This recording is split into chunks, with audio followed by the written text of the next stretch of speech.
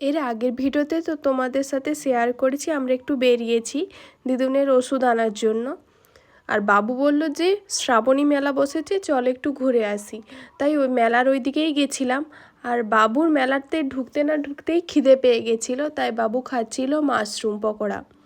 আর আমি এদিকে মেলার দিকে ঢুকছিলাম, দেখতে পাচ্ছ কত দোকান বসেছে আর কিছু কিছু দোকান সবে বসছে।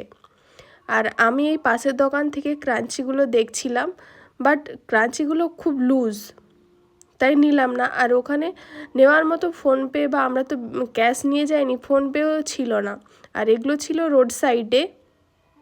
আর তোমাদেরকে তো বললাম যে সবে এখনও বসছে, পুরোপুরিভাবে বসেনি। আর এরপরে যদি কোনো দিনও যাই তো তোমাদের সাথে শেয়ার করব। আর দিদুন আর মা যেহেতু অন্য কিছু খায় না, তাই দিদুন আর মায়ের জন্য এনেছিলাম ঝুরি ভাজা। আর ওখান থেকে আসার সময় একটা স্টেশনারি দোকান থেকে একটা নেল পালিশ এনেছি, সেটাই